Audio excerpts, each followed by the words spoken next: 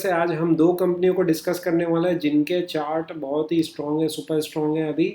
और फंडामेंटली भी हम देखेंगे कि क्या ट्रिगर्स प्ले आउट हो सकते हैं इन कंपनीज में। तो फ्रेंड्स सीधा चलते हैं वीडियो पे। वीडियो स्टार्ट करने से पहले मैं आपको बता दूं कि this is only for educational purpose. आप इसको किसी भी तरीके का बाय सेल रिकमेंडेशन नहीं समझेंगे।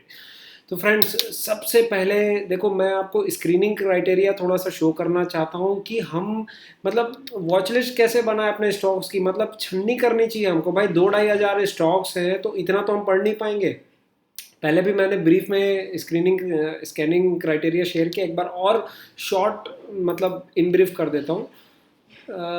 Just a second friends, I have to float on the top to the my screen.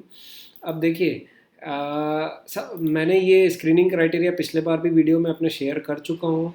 देखो इसमें क्या है, हम सिंपल सा लगाते हैं कि क्वार्टर ऑन क्वार्टर प्रॉफिट जिसमें 25% से अबव है, और मार्केट कैपिटलाइजेशन मोर देन 5,000 और market capitalisation less than 20,000 crore.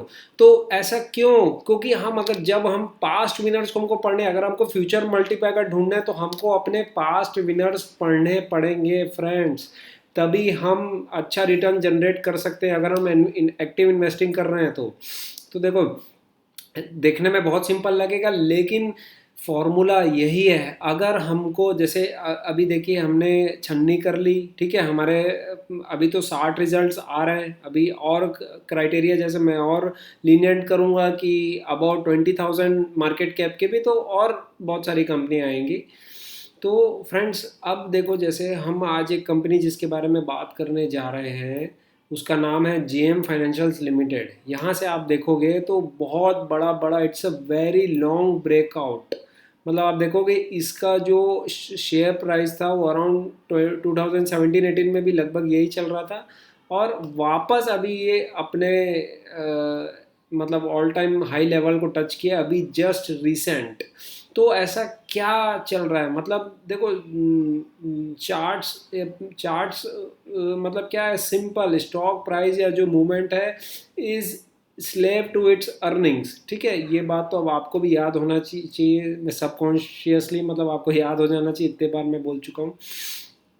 तो देखो फ्रेंड्स, अभी यहाँ पे क्या है, जब स्टॉक प्राइस ऊपर गया था तो भारी वॉल्यूम्स के साथ मूवमेंट ऊपर गया, फिर बहुत ज़्यादा पुल बैक हुई, बहुत ज़्यादा गिरावट आई। ठीक है, बियर मार्केट था और इतना ज़्यादा मतलब मार्केट का एनवायरनमेंट ही ऐसा था। ठीक है, उसके बाद वापस से अभी इसमें कुछ चल रहा है। देखो रिसेंटली बहुत बड़े बड़े वॉल्यूम आप देखोगे। प्राइस एक्शन वॉल्यूम के बारे में भी मैंने अपने मतलब चैनल में बता चुका है। अभी रिसेंटली लगभग लगभग आई थिंक 13 अगस्त को इसी वीक में ही बहुत बड़ी वॉल्यूम्स के साथ प्राइस अप हुई है। ठीक है, ब्रेकआउट हुआ है यहाँ पे, शॉर्ट ब्रेकआउट। अब आप बोलोगे यार ये तो यार डबल हो गया, आप अभी बता रहे हो। ठीक है, स्टॉक प्राइस तो मतलब 90 से 183 हो गया, बहुत महंगा हो गया। इसीलिए मैंने स्टार्ट किया स्क्रीनिंग क्राइटेरिया से कि स्क्रीनिंग प्रोसेस हम quarter on quarter her quarter क्यों चेक करते हैं। देखो हम क्वार्टर ऑन क्वार्टर जिसमें प्रॉफिट्स में जंप आई है सेल्स ग्रोथ के साथ, क्योंकि हमको सेल्स ग्रोथ भी चाहिए। केवल प्रॉफिटेबिलिटी मतलब अगर एम्प्लॉय घटा के खर्चे बचा के प्रॉफिटेबिलिटी वो ऐसा नहीं चाहिए, हमको ग्रोथ चाहिए। ठीक है, तो पास्ट विनर्स हमको स्टडी करने पड़ेंगे हमको अगर फ्यूचर मल्टीपैकर्स फाइंड आउट करना है।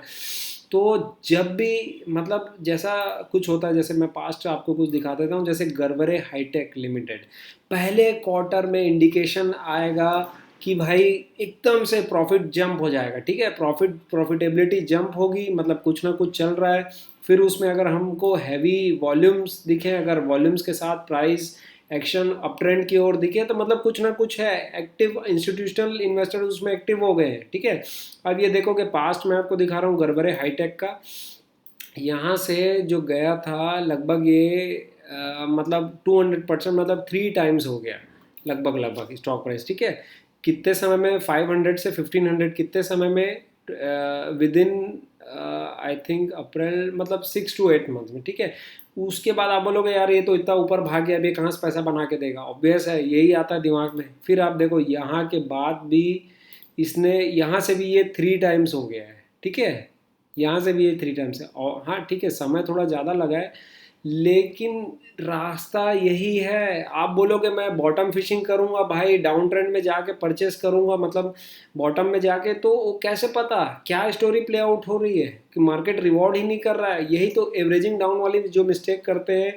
कि भाई इसका गिर रहा है और एवरेज डाउन कर लो। हमारे पोर्टफोलियो में स्टॉक कुछ पड़े रहते हैं, यार ये तो और सस्ता हो गया, सस्ता हो गया, सस्ते के चक्कर में मत फंसो, ठीक है। तो अब ये हो गया, मतलब गरबरे का मैंने दिखा दिया आपको, ठीक है। तो स्टोरी जो होती है, कोई भी मल्टी बैगर जो होता है इतना, मतलब 1.5 2 साल 2.5 साल की जर्नी होती है ज़्यादातर मल्टी बैगर्स की। और वो स्टार्ट में अगर एक क्वार्टर रिजल्ट अच्छा आता है, अर्निंग्स में जंप आता है, नेक्स्ट क्वार्टर और ट्रैक कीजिए, ठीक है, नेक्स्ट क्वार्टर और ट्रैक कीजिए। आपके पास 2 क्वार्टर हैं, 90 डेज के 6 मंथ है आपके पास। इसीलिए सबसे पहले स्कैनिंग क्राइटेरिया बनाइए, फिर एक वॉच लिस्ट बना लीजिए, छन्नी कर लीजिए स्टॉक्स की, उसके बाद जाके देखिए कि क्या स्टोरी प्ले आउट हो रही है, ट्रिगर प्ले आउट हो रहा है। तब धीरे धीरे आपको समझ में आएगा, ठीक है। अगर वो 6 मंथ्स में अगर डबल भी हो गया, लेकिन फुल पिक्चर अगर स्टोरी बाकी है, तो ऑब्वियस है वो रिवार्ड करेगी। तो हमको ऐसे सोचना है, बिग पिक्चर में सोचना है, ठीक है। एक क्वार्टर में अर्निंग्स में जंप आया, उसके बाद फिर नेक्स्ट क्वार्टर में कुछ नहीं करती है मान लीजिए, या फिर आप स्टडी भी करते हैं, फंडामेंटल ट्रिगर ढूंढने का ट्राई करते हैं, लेकिन नहीं वो फुलफिल होता, तो छोड़ दीजिए, आगे बढ़िए। अपने पास नंबर ऑफ स्टॉक्स है, नंबर ऑफ अपॉर्चुनिटीज़ है। उसके बाद अगर स्टोरी प्ले आउट होती है तो कंटिन्यूसली वो 6 to 8 quarter, 10 quarters, I guarantee अच्छा परफॉर्म करती है। Maximum number of multi beggars की ऐसे ही स्टोरी प्ले आउट हुई थी। इसीलिए मैं बोलता हूँ हमको पास्ट विनर्स को हमको स्टडी करना पड़ेगा। तो फ्रेंड्स ये था छोटा सा, जैसे मैंने आपको गरवरे हाईटेक का दिखाया, न्यूलैंड लैब्स जो है उसका भी मैं आपको दिखा देता हूँ शॉर्ट में। वीडियो बहुत लंबा हो जाएगा, नहीं तो मैं शॉर्ट में आपको दिखा देता हूँ। देखो इसकी भी जब जर्नी चालू हुई, ठीक है, यहाँ से डाउन ट्रेंड था। ये आप यहाँ से हमारा यहाँ से देखें तो ये आप डाउन ट्रेंड था 20 मार्च 2020 तक। उसके बाद आप, या उस समय तो इतना पैनिक लेवल रहता है एकदम, जब ऑल टाइम लो लेवल पे रहते हैं, तो क्या आप खरीद पाओगे? क्या ऑब्वियस है नहीं, मतलब आपको बिग पिक्चर पता ही नहीं है, आपको अंदर की स्टोरी पता नहीं, कैसे खरीद पाओगे। यहाँ से देखो स्टॉक जो है ये यहाँ से 5 to 6 टाइम्स हुआ है, ठीक है। पहला इसका रनअप देखते हैं हम, पहला रनअप देखते हैं हम इसका। यहाँ से जैसे इसने यहाँ तक दिया अराउंड 3 टाइम्स, फिर यहाँ से इसने दिया अराउंड 2 टाइम्स, सॉरी 2.5 टाइम्स। तो उसके बाद आप देखोगे इसकी जर्नी अभी तक यहाँ से भी ये ऑलमोस्ट 5 to 6 टाइम्स हो चुका है। तो मतलब स्टोरी लंबी प्ले आउट होती है फ्रेंड्स। हमको इतने शॉर्ट पिक्चर में नहीं सोचना है कि यार ये तो अब बढ़ गया, अब तो महंगा हो गया, ऐसा नहीं सोचना है, ठीक है। चलिए अब वापस हम अपनी कंपनी में चलते हैं, जेएम फाइनेंशियल्स, ठीक है। यहाँ पे देखो हैवी प्राइस वॉल्यूम एक्शन देखने को मिला है, वॉल्यूम्स हाई हुए हैं, ठीक है। उसके बाद यहाँ पे थोड़ा सा पुल बैक हुआ, कंसोलिडेशन हुआ, वापस से अभी जो सबसे रिसेंट है हैवी वॉल्यूम के साथ प्राइस ऊपर गया है, ठीक है। फिर 2 3 दिन देखो ये एकदम टाइट कंसोलिडेशन, टाइट उसमें चल रहा है, बहुत टाइट कंसोलिडेशन, मतलब मूवमेंट ही नहीं आ रही है स्टॉक में। मतलब हम देखें, स्टडी करें क्या चल रहा है। पहले भी मैंने वीडियो बनाया चुका है जेएम फाइनेंशियल्स के ऊपर, ठीक है। अब थोड़ा सा इसमें बिजनेस मॉडल में चलते हैं, हम थोड़ा सा फंडामेंटल देख लेते हैं, समझ लेते हैं। देखो एक्चुअल में करती क्या है जेएम फाइनेंशियल्स करती क्या है। एक सेकेंड फ्रेंड्स, मैं आपको इसके बिजनेस मॉडल में ही लेके चल रहा हूँ। हाँ देखो इसके जो है, जो पहले जो इसका जो पुराना वर्टिकल था वो प्योर होलसेल लैंडिंग वाला था, जहाँ पे ये सिर्फ बड़े बड़े रियल इस्टेट्स को होलसेल पे लैंड करती थी पैसा, ठीक है। आगे मैं बताऊंगा फंडामेंटल ट्रिगर, पहले आप पुराना बिजनेस मॉडल थोड़ा सा एक ये थोड़ा सा ध्यान रख लो कि पहले ये होलसेल लैंडिंग मतलब रियल इस्टेट्स के बड़े बड़े प्लेयर्स को ये देती थी, ठीक है। अब जो है ये हाई ग्रोथ वाले और हाई आरओई वाले बिजनेस में फोकस कर रही है, मतलब कॉर्पोरेट एडवाइजरी, ठीक है, जिससे रिकरिंग रेवेन्यू जनरेट हो। और वेल्थ और एसेट मैनेजमेंट तो ऐसी चीज़ हो गई है कि हर कोई अब इसमें कूदना चाहता है, क्योंकि मल्टी डिकेडियल थीम दिख रहा है। मतलब इसमें क्या होता है कि देखो स्ट्रॉन्ग मल्टी डिकेडियल ग्रोथ अपॉर्चुनिटी है ना। प्राइवेट मार्केट्स में वही जो लैंडिंग वाला है उसको भी बिजनेस को बहुत अच्छा ट्विक किया है इसने, वो मैं आपको बताऊंगा अभी ट्रिगर में। देखो अफोर्डेबल हाउसिंग लोन्स है, अफोर्डेबल हाउसिंग वाले सेगमेंट में भी बिग अपॉर्चुनिटी, तो ये स्ट्रॉन्ग वर्टिकल में ये एंटर कर रही है। अब देखो जैसे मैंने पहले बताया, इसका पुराना जो बिजनेस मॉडल था कि वो मतलब रियल इस्टेट वाले प्लेयर्स को देती थी, अब जो है वो अपना ये मतलब अलग वर्टिकल्स में फोकस कर रही है, वेल्थ मैनेजमेंट, प्राइवेट मार्केट और एफोर्डेबल हाउसिंग लोन्स एक्सेट्रा। ठीक है, तो फ्रेंड्स देखना, पुराना जो था, अगर आपके पास 100 करोड़ रुपए है, आप जाके सीधा सीधा एक दो बिल्डर, दो तीन बिल्डर को दे दे रहे हो 25-25 करोड़, तो क्या वो ज़्यादा सही है, या फिर आप पूरा 100 करोड़ उठा के थोड़े थोड़े 50 लाख, 20 लाख, 30 लाख में ऐसे नंबर ऑफ मतलब क्लाइंट्स को आप बांट रहे हो पैसा, ज़्यादा रिस्क किस में है? ऑब्वियस है वो होलसेल लेंडिंग वाले में। तो वो एकदम बकवास बिजनेस, देखो मैं कोई शर्म नहीं है मेरे को बोलने में, बकवास बिजनेस था, इसीलिए इतने साल तक इनका ब्रेकआउट नहीं हुआ। चार्ट हमने देख भी लिया पुराना, ठीक है, मार्केट ने आज तक इसको रिवॉर्ड नहीं किया। लेकिन अभी जो है, जैसे ये रिकरिंग रेवेन्यू वाले बिजनेस में फोकस कर रही है, ठीक है, जिसमें ये एज अ एडवाइजरी हायर करेगी क्लाइंट्स, ठीक है, वेल्थ मैनेज करेगी लोगों का, फिर अफोर्डेबल होम लोन्स देगी, फिर प्राइवेट मार्केट में। अब देखो हाँ, ये जो रियल इस्टेट वाला जो लेंडिंग वाला जो सेगमेंट है, इसमें ये क्या कर रही है, अब ये सिंडिकेट बना के, मतलब एक तरफ से इसके पास मान लीजिए अगर फंड की अवेलेबिलिटी है, इसके पास फंड हाउसेस हैं 10, 15, 20, 50 जो भी, ठीक है, और यहाँ पे इसके पास क्लाइंट्स भी है, तो सिंडिकेट में ये लोन प्रोवाइड कर रही है वहाँ से। मतलब ये जस्ट क्या कर रही है कि 40-50 करोड़, 100 करोड़ जैसे अलग अलग पार्टीज़ हैं, अलग अलग फंड हाउसेस हैं, एक एक 2-2 करोड़ सबसे लेके एक सिंडिकेट बना के फिर इधर अलग अलग रियल इस्टेट वाले प्लेयर्स को दे रही है। तो इससे क्या है, इसका रिस्क बहुत कम हो जा रहा है, खुद मतलब थोड़ा सा खुद भी दे रही है उस प्लेयर को, तो ऑब्वियस है कम रिस्क रहेगा। लेकिन अगर इसका मतलब इतने सालों से ये वही बिजनेस कर रही है, इसके लिंक्स हैं और नेटवर्क है, तो इसको ये जस्ट यूटिलाइज कर रही है। तो ये इन्होंने वही बताया, सिंडिकेशन को invest approach to improve risk adjusted returns, मतलब रिस्क को कम कर रही है और रिटर्न, अगर जो अच्छे क्लाइंट्स हैं जहाँ पे पता है कि पैसा नहीं डूबना है, ठीक है, रियल एस्टेट प्रोजेक्ट्स में भी, तो वहाँ कोई उसको ये लिवरेज कर रही है। अब देखो बहुत अच्छा इसका रहा, मतलब highest ever quarterly operating PAT, all time high revenue भी आया है, प्रॉफिटेबिलिटी भी आई है, इसीलिए देखो मतलब मार्केट ने भी इसको ऑल टाइम हाई प्राइस पे भी ले गया। तो ये था। अब अलग अलग जैसे इन्होंने बताया कि स्ट्रॉन्ग ग्रोथ अलग अलग बिजनेस सेगमेंट्स में, देखो वेल्थ में है, वेल्थ में आरएम्स और सेल्स एम्प्लॉय काउंट 1000 से बढ़ गया, ठीक है। वेल्थ मैनेजमेंट वाले जो बिजनेस में ब्रांचेस 68 हो गई, ठीक है, परसेंटेज 13% का चेंज आया, फिर यहाँ 45% का चेंज आया, है ना। और इसी तरह से मतलब जैसे ये म्यूचुअल फंड वाला जो बिज़नेस है और अफोर्डेबल लोन वाला जो बिज़नेस है 30%, 65%, मतलब ग्रोथ एकदम हमको दिख रहा है, मतलब कि। और फील्ड आईपीओ ट्रांजैक्शन, मतलब आईपीओ वगैरह भी करा रही है, जैसे कैपिटल मार्केट का इन्होंने बिजनेस को, कॉरपोरेट वगैरह को जो सर्विस प्रोवाइड कर रही, तो अलग अलग बिजनेस वर्टिकल्स में बहुत फास्ट ग्रो हो रही है, ठीक है। यही था इन शॉर्ट, मेरे को यही बताना था फंडामेंटल ट्रिगर। अब देखो हाँ, जैसे जो मैंने बताया कि होलसेल वाला बिजनेस, अब इसमें इंपॉर्टेंट क्या हो जाता है कि हमको क्वार्टर ऑन क्वार्टर ट्रैक करना है कि भाई इसका जो होलसेल लेंडिंग वाला बिजनेस है वो, उसका अब लोन बुक में हमको ज़्यादा, मतलब उसकी लोन बुक ना बढ़े। जैसे लास्ट 24 क्वार्टर 4 में 5000 करोड़ के आसपास था, अभी यहाँ 2700 करोड़ के आसपास है। अभी इस क्वार्टर में भी रिड्यूस हुआ है, आई थिंक यहाँ पे भी इन्होंने, मैंने देखा था। एक सेकंड फ्रेंड, पेज नंबर कौन सा, मैं नोट डाउन करके रखा था ताकि इजी रहे वीडियो के समय। Page number I think 19th। हाँ, हाँ देखो ये प्राइवेट मार्केट वाले में अभी इन्होंने और रिड्यूस कर दिया। Q4 में 2700 करोड़ के आसपास था, अभी 2000 करोड़ के आसपास हो गया।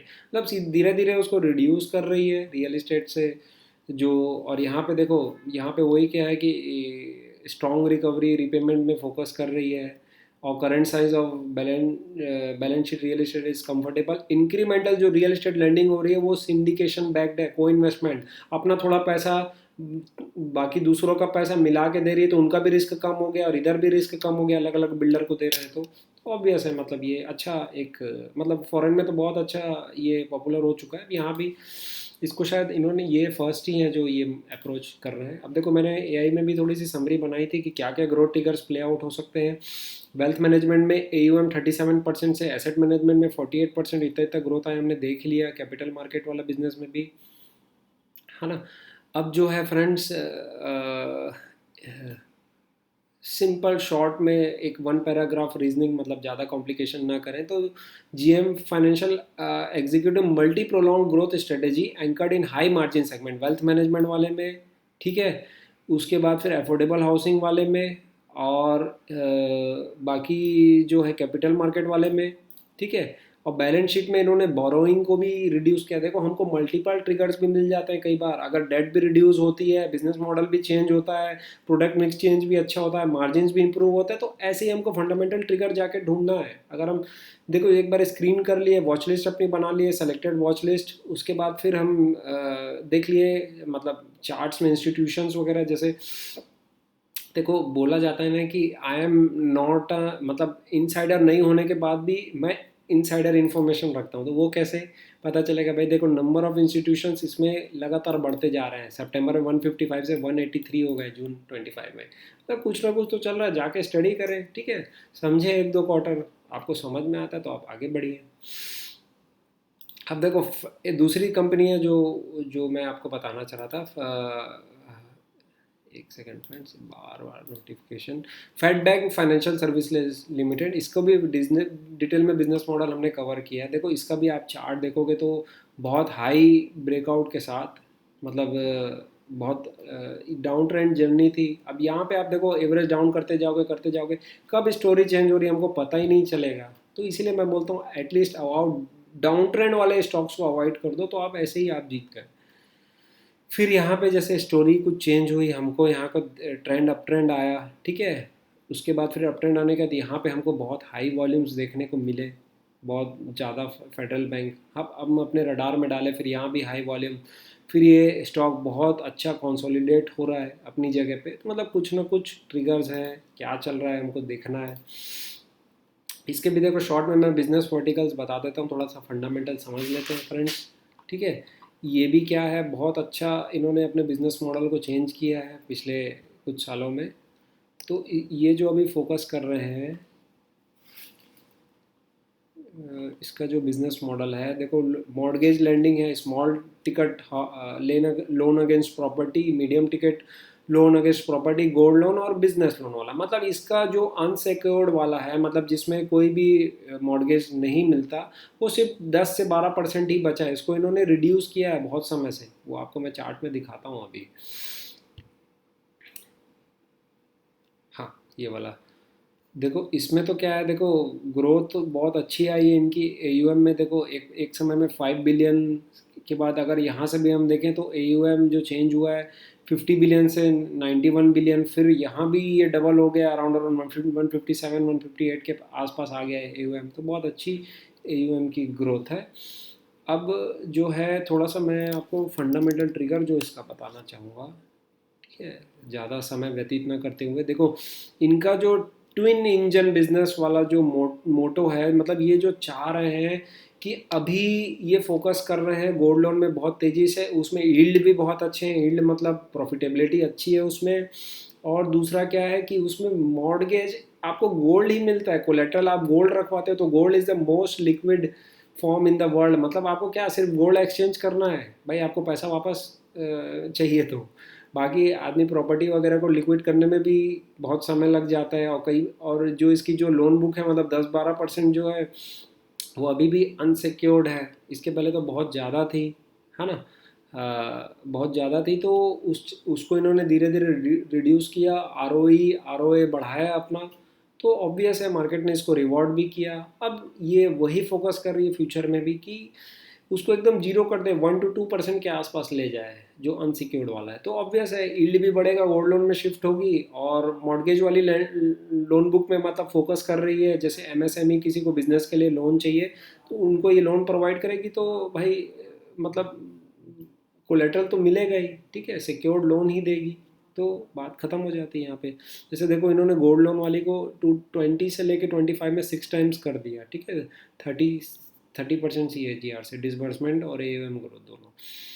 तो एक अच्छा मतलब स्टडी करने लायक है। एटलीस्ट हम जाके देखें, क्वार्टर ऑन क्वार्टर ट्रैक करें कि मैनेजमेंट एग्जीक्यूट कर रहा है कि नहीं। शॉर्ट में समरी इसकी भी देख लेते हैं। प्रोडक्ट मिक्स चेंज हो रहा है, strong focus on secured loan lending, 86% of the loan book is secured, ठीक है। हाई यील्ड स्मॉल टिकट, मतलब वही है कि हाई यील्ड वाले में फोकस करें, हाई प्रॉफिटेबिलिटी वाले में, लोन अगेंस्ट प्रॉपर्टी में गोल्ड, है ना।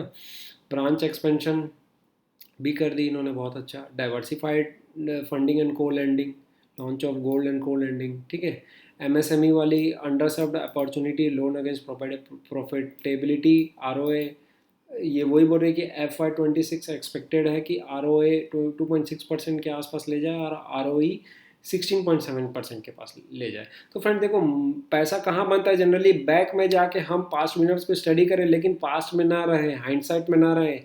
पैसा, market is always a forward looking machine, जहाँ पे पॉजिटिव रेट ऑफ चेंज होगा। जैसे अर्निंग्स मैंने बताया, जर्नी जब स्टार्ट होती है 1 क्वार्टर 2 क्वार्टर में, तो ऑब्वियस है मार्केट उसको तुरंत रिवॉर्ड कर देता है।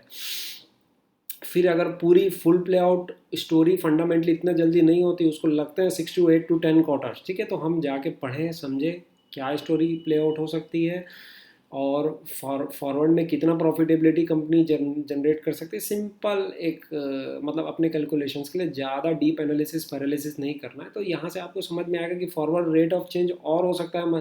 फॉरवर्ड रेट ऑफ चेंज का मतलब क्या है, अर्निंग्स एक बार आ गए तो अर्निंग्स और इम्प्रूव होते जाएगी, ठीक है, तो वही आपको पैसा बना के देगा, आप अगर फॉरवर्ड आगे का सोचोगे तो friends I hope fundamental clear है, मतलब मेरा मोटिव पूरा वीडियो बनाने का जस्ट यही मैं आपको डिस्क्राइब करना चाहता था। नेम्स में, कंपनीज में फोकस मत करो। देखो अभी क्या होगा, अगर ये दोनों कंपनी को मैंने केस स्टडी के तौर पे लिया, आप समझो कुछ समय बाद इसका रिजल्ट अच्छा नहीं आता, कंपनी परफॉर्म नहीं करती, तो ऑब्वियस है इतनी सारी अपॉर्चुनिटीज है, हम इसको साइड सेकंड प्रायोरिटी वाले वॉच लिस्ट में रखेंगे 1-2 क्वार्टर और देखने के लिए।